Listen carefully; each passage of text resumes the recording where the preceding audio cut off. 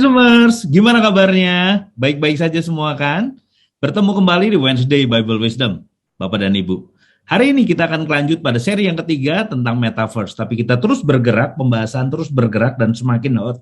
Kita bicara tentang banyak hal dan lebih dalam lagi. Dan terus melekat kepada Tuhan sehingga kita bisa melakukan apa yang menjadi tugas kita di muka bumi ini untuk kemuliaan nama Tuhan. Dan sebelum kita menyaksikan tayangan ini, mari kita bersatu di dalam doa. Bapak, kami ucap syukur Tuhan, terima kasih buat Wednesday Bible Wisdom. Terima kasih Tuhan untuk tayangan ini, seri ketiga daripada Metaverse Tuhan dan pembahasan-pembahasan yang lain. Kami ucap syukur Tuhan Yesus, biarlah Engkau yang pakai Tuhan Yesus. Wednesday Bible Wisdom Tuhan Yesus Tuhan, boleh menjadi saluran berkat bagi kami semua yang melihatnya, bahkan semua yang mengisinya. Kami ucap syukur Tuhan Yesus Tuhan, untuk Pastor Aruna Wirjo Lukito Tuhan, yang boleh menjadi narasumber bagi kami semua Tuhan. Boleh menjadi Tuhan Yesus Tuhan, saluran berkat Tuhan buat kami untuk mengerti isi hati-Mu lebih lagi. Kami ucap syukur juga untuk Pastor Gunawan Tuhan Yesus sebagai gembala Tuhan Yesus di GBI Kebon Sirih yang telah memfasilitasi semuanya sehingga Tuhan Yesus acara ini boleh berlangsung dengan baik. Terima kasih, kami ucap syukur juga untuk seluruh tim yang ada di belakang Wednesday Bible Wisdom dan juga Kebon Sirih Tuhan Yesus, sehingga Tuhan Yesus Tuhan semuanya boleh berjalan sesuai dengan yang Tuhan mau. Terima kasih Tuhan, dan sebentar lagi kami akan belajar Tuhan Yesus. Kami membuka hati kami, membuka pikiran kami Tuhan Yesus, untuk siap Tuhan, untuk menerima Tuhan apa yang ingin Tuhan sampaikan pada hari ini. Roh Kudus bantu kami untuk mengerti tentang apa yang Tuhan mau sampaikan buat kami. Terima kasih Tuhan, di dalam nama Tuhan Yesus Kristus. Haleluya, amin. Wisdomers, selamat menyaksikan.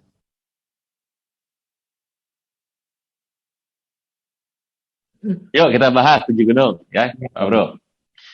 Yuk Pak Bro, pelan-pelan ya, kita mau bahas mengenai 7 gunung. Sejarahnya kita sudah sentil-sentil tadi, kita lengkapi saja. Ini dimulai tahun 75. Tahun yang mirip dengan seorang hamba Tuhan bernama David Wilkerson yang mendapatkan visi tentang Amerika. Nah Pak Bro, jadi tahun 70-an itu kan flower generation ya. Iya, betul Pak Bro. Ya, jadi hippies ya, atau narkoba itu ya, musik blues, musik rock ya, itu zaman-zamannya Led Zeppelin tuh ya, kira-kira ya. Iya. Beatles Pak Bro. Itu Beatles gitu. Beatles udah bubar Pak Bro. Udah bubar ya? Sudah bubar, 70 udah bubar, 70 dia bubar. Oh iya. 60 70 ya udah bubar. Nah, kita lihat Pak Bro bahwa Tuhan itu bicara kepada orang-orang hari itu tuh, karya profetik kenabian itu sangat tajam sekali. Nah, tahun 75 itu, menurut cerita ya, sepertinya Tuhan tuh bicara kepada 3 tokoh besar yang notabene sebetulnya orang berbeda. Kan kita udah bahas, yaitu adalah Loren Cunningham. Ini seorang misionaris. Penginjil ini, keliling nih. Terkenal banget nih Pak Bro, terkenal. Ya, saya bilang terkenal, tapi kalau para wisdomer nggak tahu ya siapa itu ya udah ya adalah orang itu. Loren Cunningham. Google aja Google. Terus Campus Crusade, Bill Bright. Campus Crusade.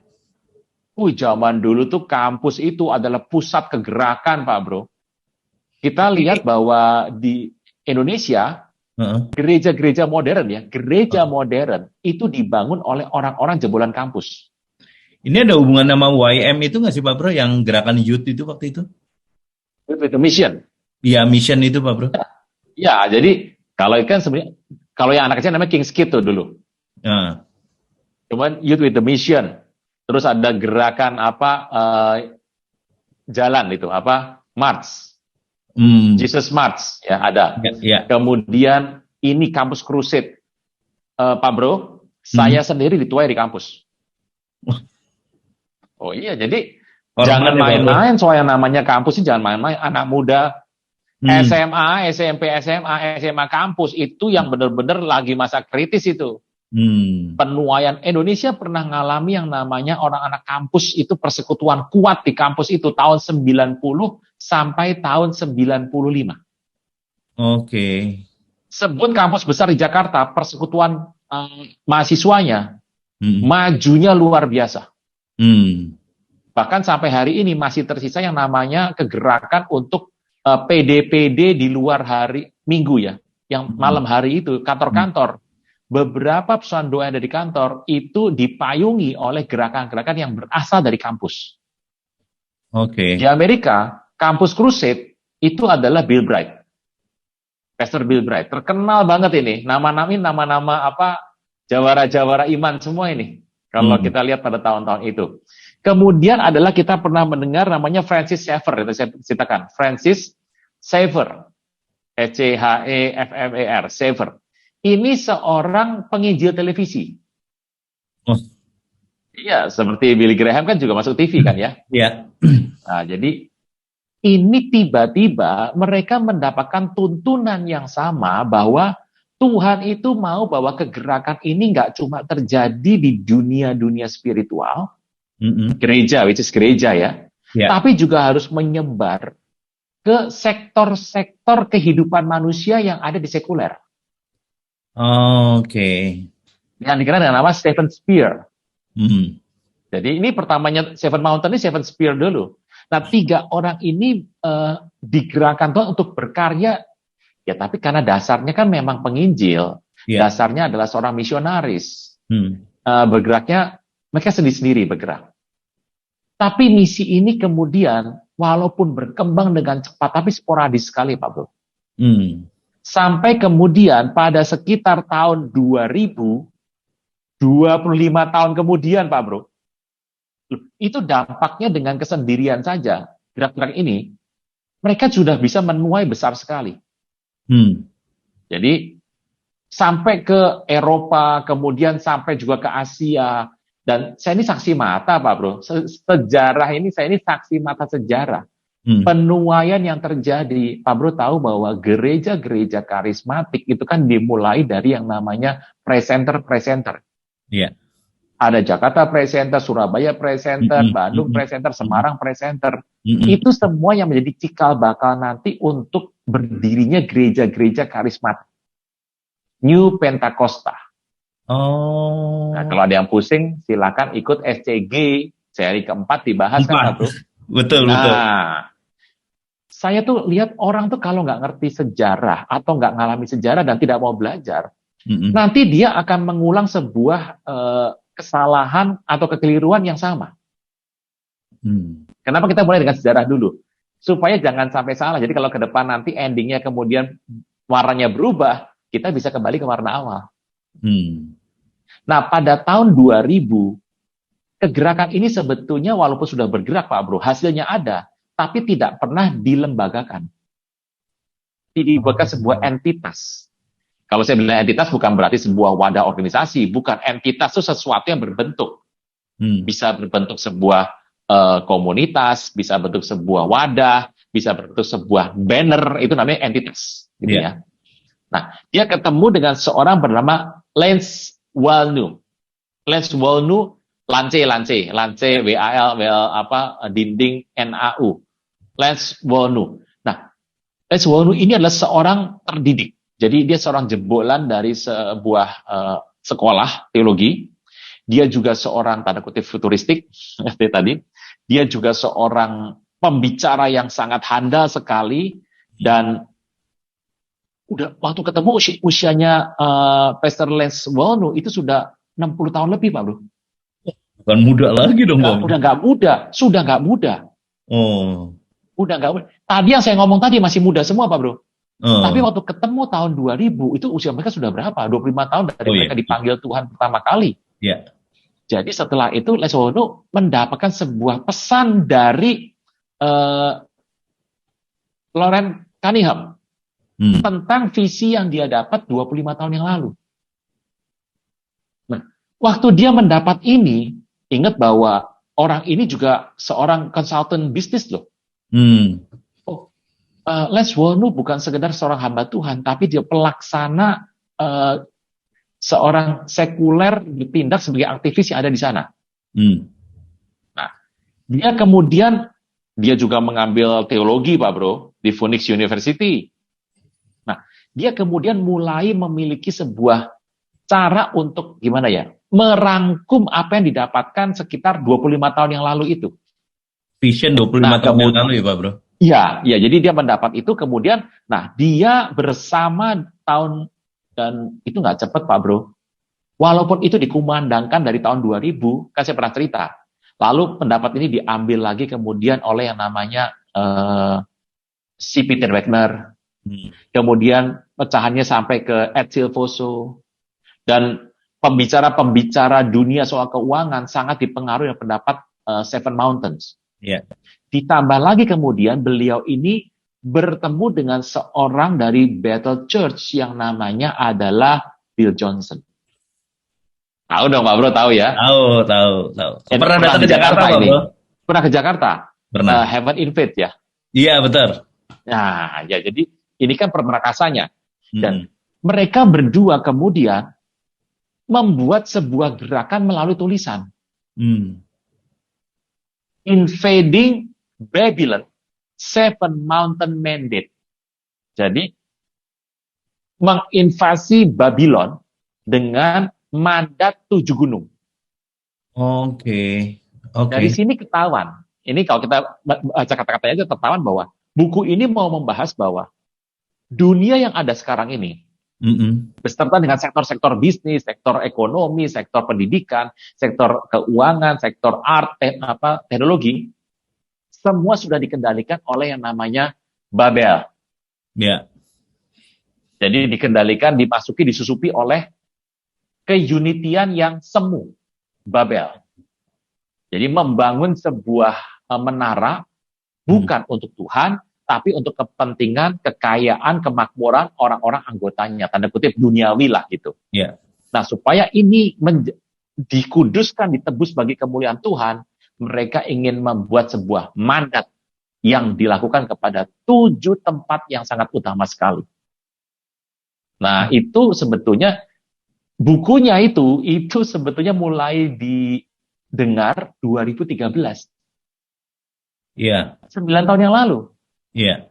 Walaupun saya juga tahu bahwa kegerakan ini sudah ada tahun 2000. Pak Bro, saya sempat ngikut di sini, termasuk wadah-wadah yang ada di Jakarta, itu sekitar tahun 2005, 2004, 2005, 2006. Jadi tanda kutip, cukup ngerti lah situasinya. Tapi hari itu masih sangat awam, masih tahap pertama. Ya, Roblox, Metaverse tahap pertama. Masih ya. Versi beta, Pak Bro. Masih versi beta, ya toh Celeron, ya toh. Jadi gimana ya? Kita mendengar, kita mau melangkah, tapi kita nggak tahu gimana mau melangkah. Karena kan kita nggak punya satu patokan. Ini nggak ada bapaknya gitu ya, Pak Bro? Iya, yang pembapaan ini siapa? Kita ingat, kalau pembapaannya dari sebuah wadah gereja, bagaimana caranya bisa masuk ke dunia-dunia Seven Mountain? Bisnis gimana? Zaman itu kan belum, antara gereja sekuler dan spiritual kan terpisah dua, Pak Bro. Iya. Minggu ya nyembah Tuhan, Senin ya kemana kan gitu. Iya. Kita ditunjuk untuk menjadi mandat sorga, ambassador surga, untuk pergi ke dunia, itu kan dikumandangkannya sekitar 10 tahun terakhir, Pak Bro.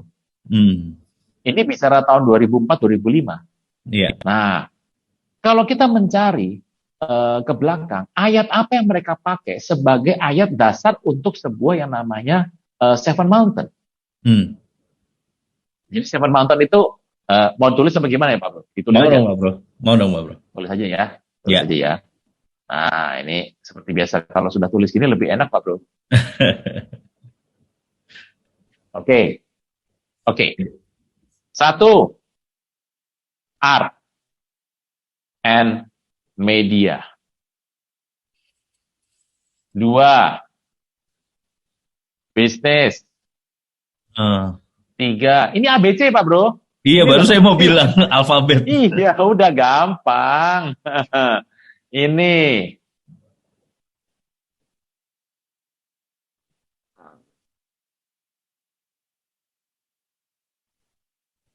Ini jelas dong. Gitu. Family. 7-nya G, government. Nih, 7.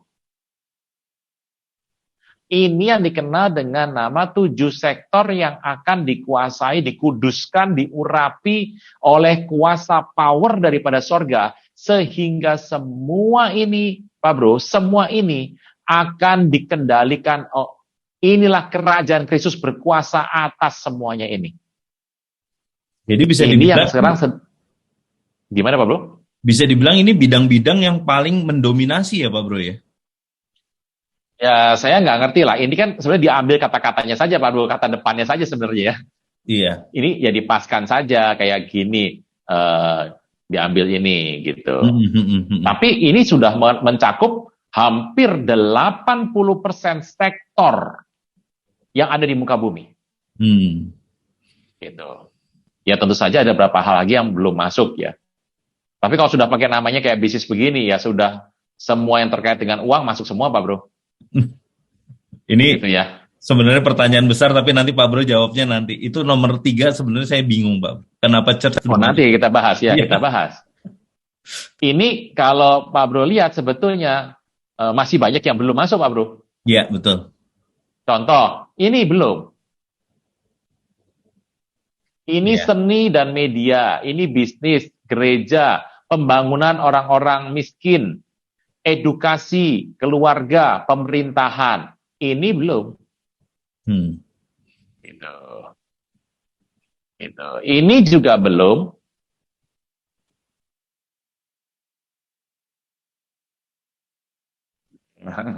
Masih ada di luar. Tapi kan ya nggak mungkin, namanya juga 7. Nah, Pak Bro, kenapa nggak Ya, 8, 9, 10, 12? Kan banyak, Pak Bro. Nah, yang dapat kan Lauren Cunningham, bukan Vino Pramudito. Gitu. Kalau yang dapat WBW, ya saya nggak bikinnya nggak akan bikin 7. Ini kan 7 dipasin, Pak Bro, sebetulnya. Karena masih banyak yang belum, masih banyak. Kita bisa ngomong ETC lagi nih, Pak Bro, ke sini. Iya. Nah, ada yang belum, Pak Bro. Ini kan belum. Nah, makanya kalau keluarnya tahunnya 2022, yang dapat mandat adalah WBW, ya ini kan masuk, pasti masuk, Pak Bro. Nah, jadi kalau Pak Bro bilang, kenapa angkanya nggak segitu banyak, gitu ya? Ya, karena yang dapat bukan kita. Tapi kalau misalnya nih, WBW dapat mandat nih, saya bikin 20, Pak Bro, nggak bikin 7. 20 hills. 20 bukit. Loh. Oh, bukit, Pak Bro? Loh, saya lebih suka lebih suka bukit toh. Oh, ada hubungan sama Roma? Nah, itu dia. Saya tadi udah bilang kan. Nah, sebentar. Ini 7 ini, Pak Bro. Iya. Sudah mewakili 80% ekonomi dunia, situasi dunia hari itu. Walaupun kita tahu sekarang ini itu hanya mewakili sekitar 50-60%.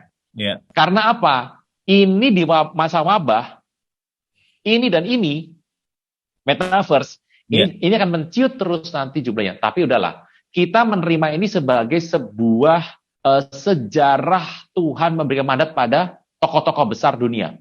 So, kita harus menghormati sejarah, Pak Bro. Ya. Gitu. Sampai sini oke ya? Tetap ya, Pak Bro ya? Ya. Oke. Nah, dasar untuk mandat ini, kan orang pasti tanya, ayatnya mana kan gitu. Nah. Itu ada di Yesaya 2 ayat 2, Pak Bro. Yesaya 2 ayat 2, Pak Bro. Ayat 2 ayat 2. Ini luar biasa sekali, saya bacakan ya. Ya, Pak Bro. Sion sebagai pusat kerajaan damai. Berarti ini sudah akhir zaman nih, Pak Bro. Iya. Ini sudah melewati masa-masa Antichrist nih. Gitu. Jangan lupa, Antichrist ada 2. Jadi kalau ngomong, udah lewat Antichrist, wah, sudah 1000 tahun dong. Loh, kita sudah belajar berseri, berjilid-jilid. Antichrist ada 2 tipe. Jadi jangan cepat-cepat mengacu kepada satu tipe. Firman yang dinyatakan kepada Yesaya bin Amos tentang Yehuda dan Yerusalem, Yahudi, akan terjadi pada hari-hari terakhir. Gunung tempat rumah Tuhan, Har Habeit bahasa aslinya atau Temple Mount, gunung tempat rumah Tuhan tuh gunungnya adalah Gunung Sion. Gitu ya. Akan berdiri tegak di hulu gunung-gunung dan menjulang tinggi di atas bukit-bukit. Jadi mereka gunung rumah Tuhan ini ada di antara gunung-gunung dan bukit-bukit. Alkitab berkata, dan banyak suku bangsa akan pergi serta berkata, mari naik ke gunung Tuhan, ke rumah Allah Yakub, supaya mengajar jalan-jalannya, supaya kita berjalan menempuhnya, sebab dari Sion akan keluar pengajaran dan firman Tuhan keluar dari Yerusalem. Ayat 2, Yesaya 2 ayat 2, itu dasar nanti di waktu akhir, dan mereka menyebutkan bahwa tahun 75 sampai 2000, saya mengajak nih Wisdomer dan Pak Bro, kalau kita bahas begini, tolong kita lagi berpikir ada di tahun 2000-an ya. Jangan, kebanyakan orang tuh kalau ngomong, itu tuh tidak melihat situasi hari itu. Jadi, oh itu salah. Nanti dulu, ini tahun berapa ngomongnya? Iya, betul. Ada banyak orang menggunakan kemampuan hari ini untuk membahas cerita 10 tahun yang lalu. Ya, itu jadi nggak masuk akal kan, Pak Bro ya. Nah, inilah ayat yang dipakai sebagai dasar 7 gunung itu muncul. Mandat 7 gunung itu muncul. Nah, 7 gunungnya diambil dari Wahyu. Surat kepada 7 jemaat yang ada di Turki hari itu. Iya.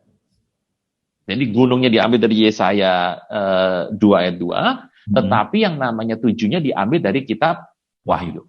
Dan konsep berpikirnya hari itu adalah dari Kejadian 1:28, bahwa yang namanya kemuliaan di akhir zaman akan cerita akhir zaman sudah ada di tahun itu, sudah ada Pak Bro, sudah rame itu tahun itu.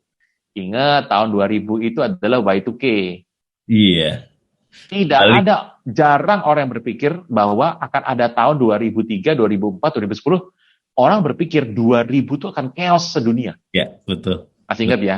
Iya. Itu bahkan nubuatan dari hamba-hamba Tuhan besar keluar semua yang tentang bahwa chaos ini.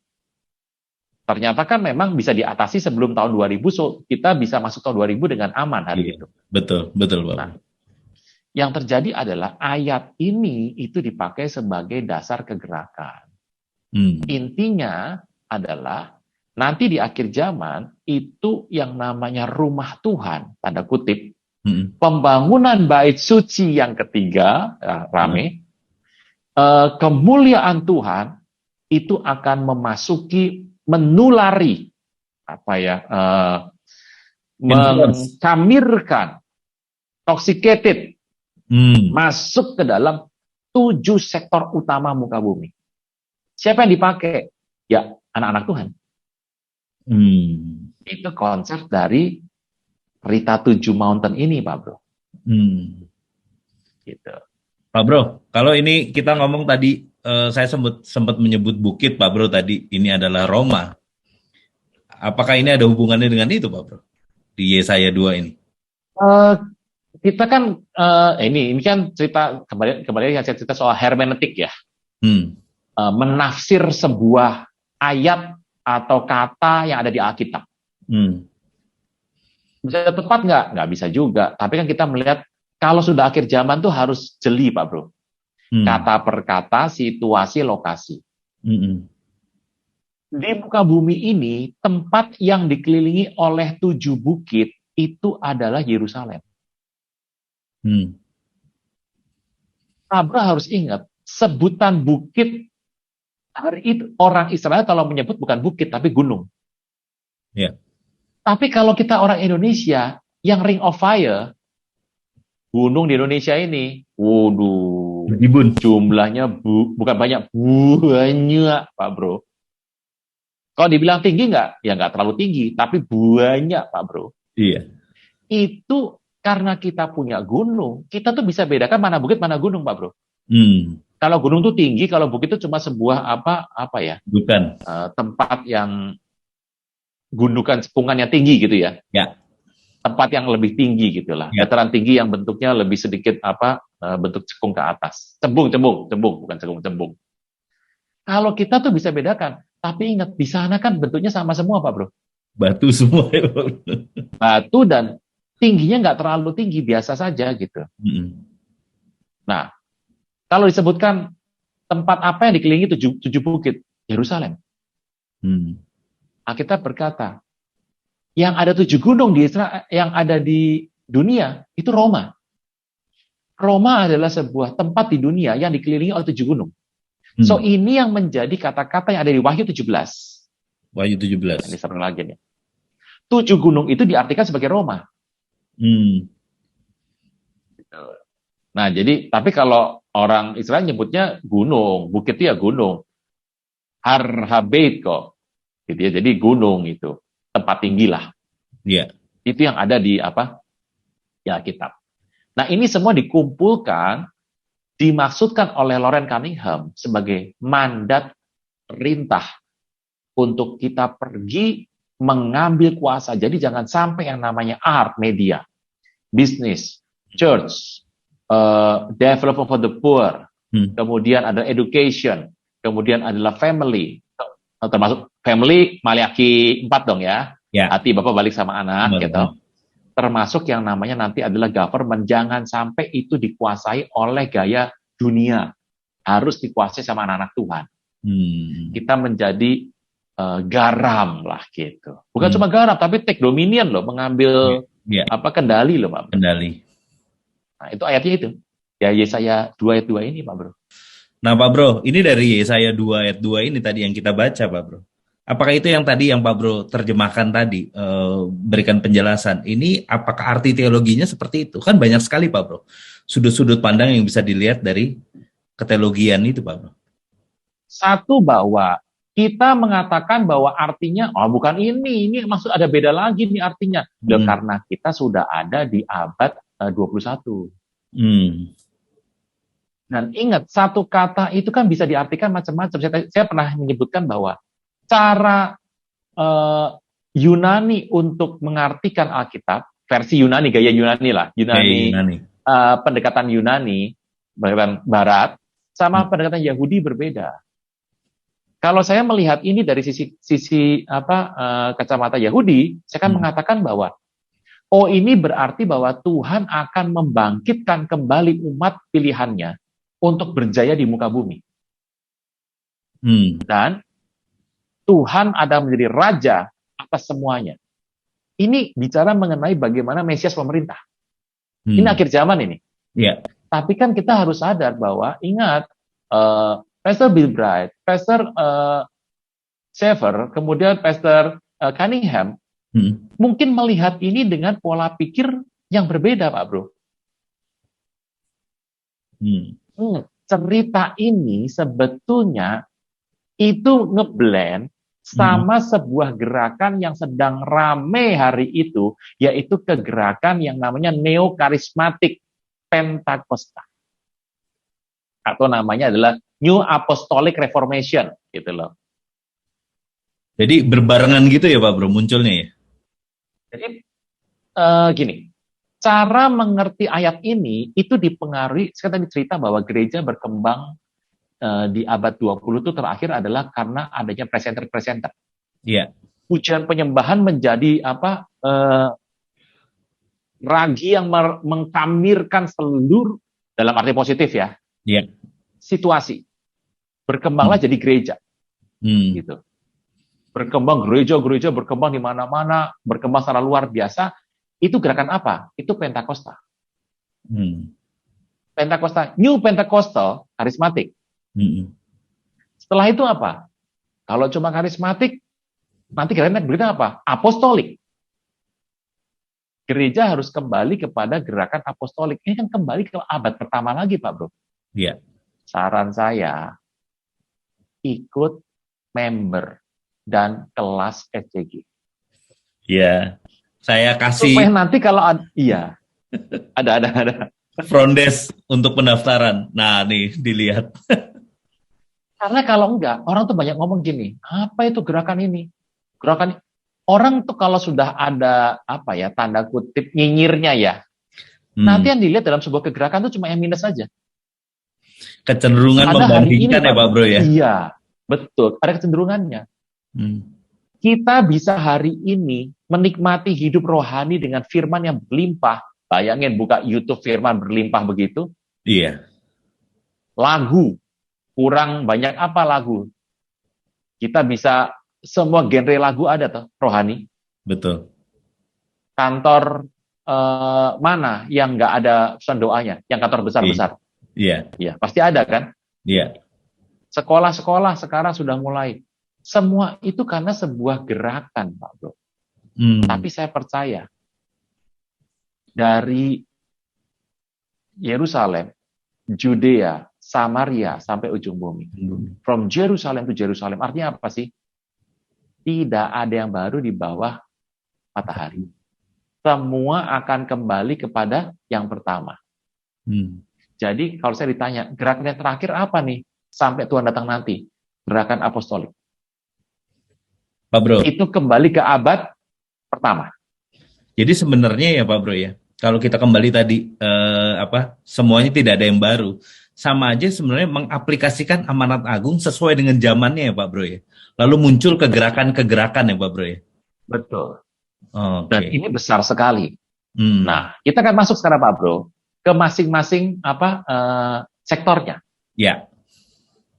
Nah, ini bukan saya memberikan arahan dalam arti kemudian paling paham, saya juga nggak ngerti kok. Tapi saya kembali mau menjawab pertanyaan Pak Bro tadi soal yang nomor 3, Pak Bro. Kenapa terang perlu diterangi, Pak Bro? Nah iya, kenapa kok church terang kok diterangi gitu loh? Kan ini sudah dalam situasi ya terang lah gitu ya. Kalau yang ini rada-rada gelap kan ya wajar tuh Pak Bro, memang nggak dikuasai selama ini tuh, ini yang ini. Iya, betul. Pertanyaannya adalah kenapa ini masuk? Saya juga bertanya-tanya. Apa C ini sengaja dibikin huruf C? Gitu. Kalau saya C-nya, ya kalau suruh milih ya Pak Bro ya, suruh milih nih kalau saya nggak ada di hari itu, belum bertobat Pak Bro. Kalau ada, saya milihnya ini toh. Yang kacir dong. Gitu. Gini. Dari sini kita tahu bahwa pembaharuan itu juga harus terjadi di sini, Pak Bro.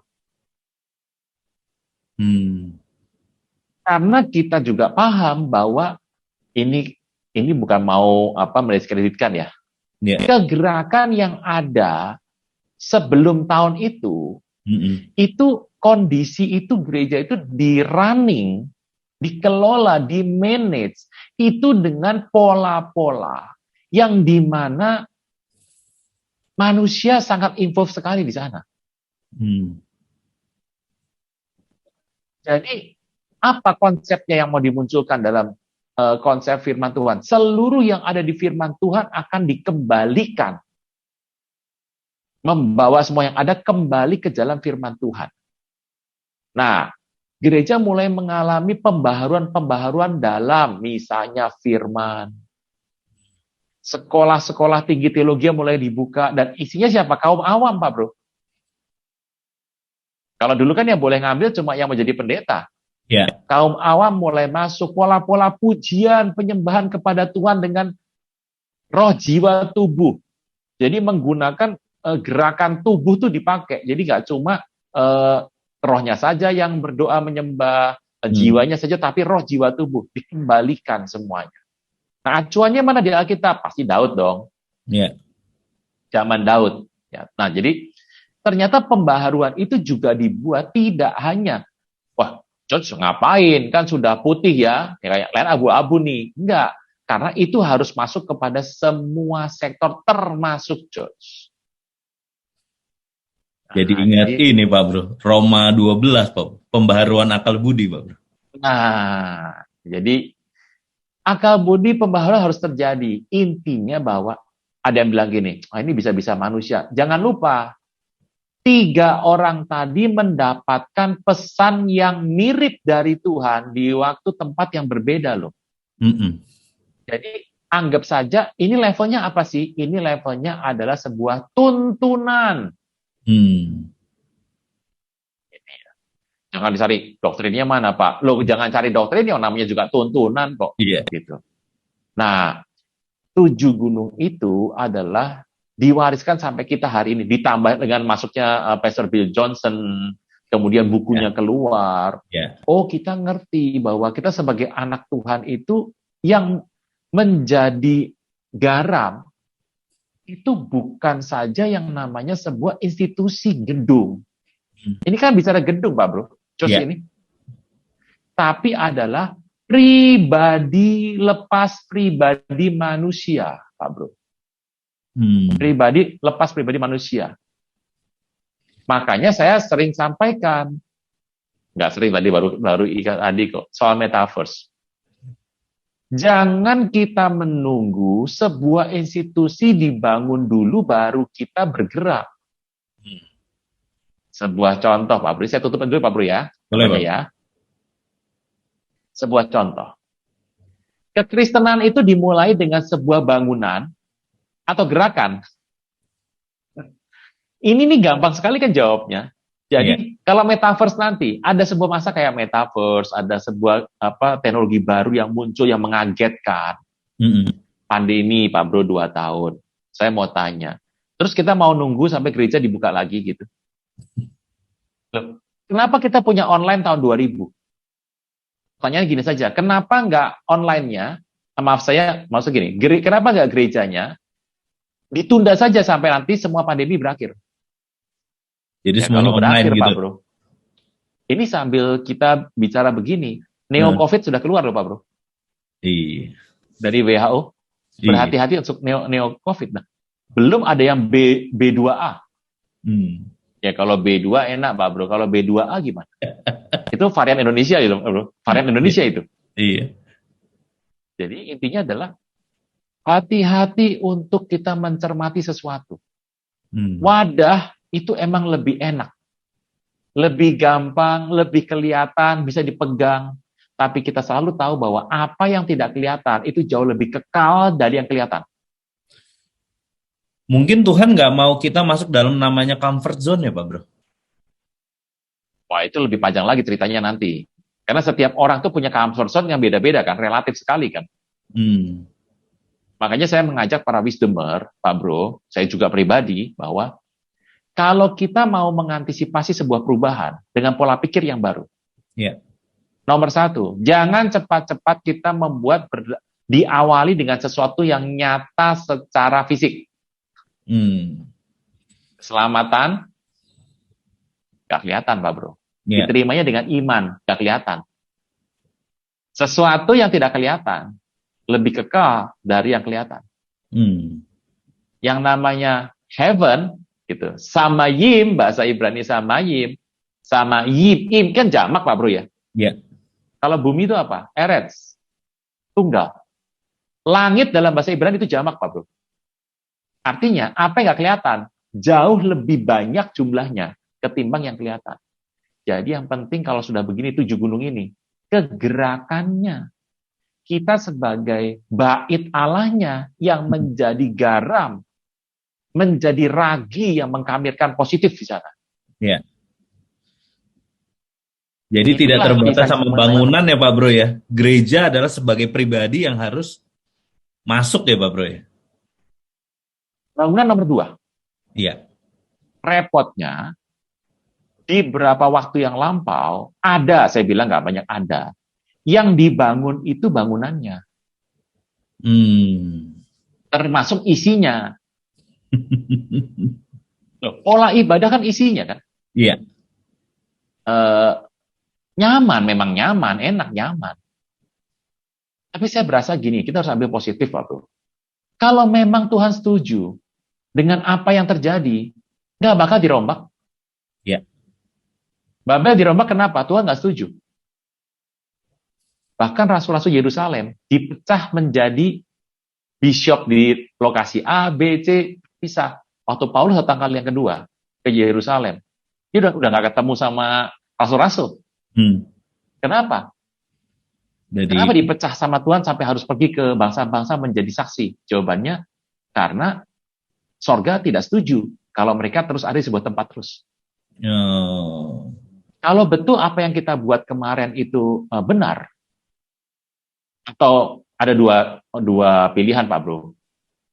Yang kita buat kemarin benar, tapi waktunya sudah selesai. Apa yang kita buat kemarin perlu koreksi, tapi kita nggak sadar. Terpaksa Tuhan yang koreksi. Intinya jawabannya sama. Apapun jawaban yang pertama atau kedua, toh kita sudah masuk ke posisi yang baru sekarang. Oke. Gitu ya Pak Bro ya. Jadi Ya, 7 Pak. gunung ini ya nanti bisa didetailkan lah mengenai apa yang dibuat. Bro Jeffrey kan sudah cerita di bulan lalu ya, Iya. situasi yang ada di dunia. Sebetulnya kalau kita itu ikut firman Tuhan Pak Bro, Iya.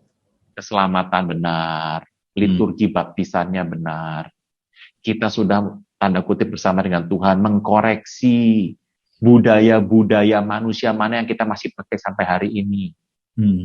Budaya-budaya dunia mana yang kita masih pakai sampai hari ini yang mempengaruhi kekristenan kita. Jangan-jangan kekristenan kita itu basicnya budaya. Nah, Harus dikoreksi. Nah, kemudian gaya-gaya kebiasaan kita yang buruk apa di masa lalu. Dan ingat, belajar sejarah. Kalau ini kita belajar, kita itu menjadi pribadi yang kokoh. Bukan bangunannya kokoh loh. ya, Orangnya kokoh. pribadi. Kalau orang sudah kokoh, Ya. dimanapun kita berjalan, Ya. bait Allah sedang berjalan itu. Makanya Jadi masuk metaverse adalah pribadi. Jadi nggak takut lagi ada another metaverse ya Pak Bro? Secara pribadi udah kuat apa? Oh iya, karena sudah kokoh. Nah, inilah yang sebenarnya kalau kita bilang culture dari WBW startnya yaitu. Nah, yang baru dengar, makanya jangan dengar baru hari ini, nanti yang harus dengar yang lama-lama dulu ya. Iya. Culture-nya adalah membangun manusianya. Ya, kita mengencourage teman-teman untuk mendaftar di kelas SCG. Nah, Pak Bro, kalau kita ngomong 7 gunung, Pak Bro. Ini kan sudah didapat lama, Pak Bro. Kenapa kita sekarang harus mengulangi lagi? Apakah gimana ya? Kalau sudah lama sekarang diulangi, kan track record suksesnya kan belum terlalu gimana Pak Bro. Walaupun kita tahu ada kampus Crusade tadi Pak Bro cerita dan segala macam. Kan belum terbukti Pak. Benar Bro. Kampus Crusade itu sudah berjalan, baru ada mandate ini. Jadi bukan 7 gunung ini membuat kampus Crusade loh Pak Bro. Kampus Crusade sudah ada sebelum 7 gunung. Nah, oke Pak Bro, kalau begitu. Nah, tapi kan 7 gunung ini Pak Bro, belum kelihatan sukses gitu loh Pak Bro. Kenapa kita menggunakan sesuatu yang belum terlihat kesuksesannya Pak Bro? Gimana Pak Bro kalau kayak gitu? Agak repot kalau menjawab ini. Karena gini, waktu mandat ini diberikan, kan mereka berjalan sendiri-sendiri. Ya. Dan kita juga tahu bahwa kampus Crusade-nya Pastor Bill Bright itu berjalan dengan luar biasa. Apakah itu kemudian dianggap sebagai keberhasilan di bidang education? Bukan. Karena gerakan yang dibuat oleh Pastor Sever, Pastor Cunningham, kemudian adalah Pastor Bright, itu bergerak dalam masih sisi yang spiritual. Oke. Masih yang namanya pulpit ministry. Mimbar, masih mimbar gitu. Jadi masih gerejawi sekali. Kalau yang ini betul-betul ingin masuk ke dunia, menjadi garam betulan. Makanya saya misalnya sebagai anak Tuhan yang takut akan Tuhan, mencintai Tuhan dan berasal dari mimbar kan.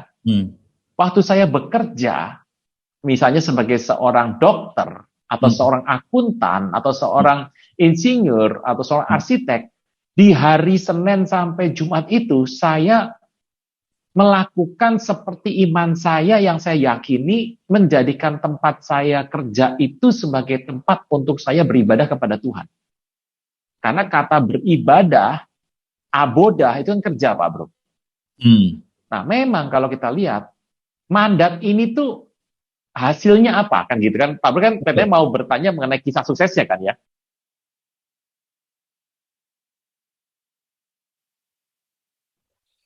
Saudara-saudariku yang terkasih, hanya Yesus yang sanggup melepaskan Anda dari segala kesalahan dan dosa. Selalu ada waktu bagi Dia, tetapi tidak selalu ada waktu bagi Anda. Mari ucapkan doa berikut dengan yakin. Tuhan Yesus, ampuni segala kesalahanku dan segala dosaku. Saat ini, dengan sadar dan rela, aku mengundang Engkau sebagai Tuhan, Raja, dan Juru Selamat hidupku. Terima kasih Tuhan Yesus untuk namaku telah dicatat di dalam kitab kehidupan. Amin. Terima kasih Anda telah mengikuti Wednesday Bible Wisdom pada hari ini. Kami mengajak Anda untuk berdoa, menyembah Tuhan, dan mendengar pesan firman Tuhan dalam acaraku menyembah via Zoom setiap hari Senin sampai Sabtu pukul 5 pagi. Berikut adalah informasi meeting ID dan passcode Zoom. Ibadah minggu tetap dapat Anda ikuti secara online melalui YouTube channel GB Kebon Sirih. Untuk ibadah online minggu ini, pada hari Minggu tanggal 6 Maret 2022, ibadah akan dimulai pukul 6 pagi. Pesan firman Tuhan akan disampaikan oleh Evangelis Debbie Basjer. Ibadah dapat dilihat setiap saat setelah waktu penayangan. Kami kembali mengajak Anda mengikuti GB Kebon Sirih Wednesday Bible Wisdom melalui YouTube channel GB Kebon Sirih pada hari Rabu tanggal 9 Maret 2022 pukul 6 pagi. Bersama Aruna Wiryolukito dan host Vino Pramudito. Acara ini dapat dilihat setiap saat setelah waktu penayangan. Persembahan umum, syukur, dan persepuluhan dapat Anda berikan melalui QR Code berikut ini. Scan QR Code yang tertera di layar, dan langkah selanjutnya dapat mengikuti proses yang tertera di aplikasi e-payment Anda. Persembahan melalui QR Code tidak dipungut biaya apapun.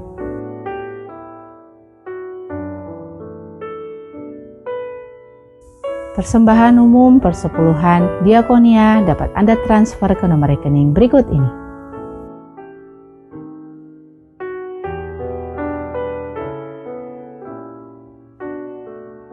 Untuk pelayanan baptisan dapat mendaftarkan diri di nomor berikut ini. Demikianlah News Flash hari ini. Tuhan Yesus memberkati.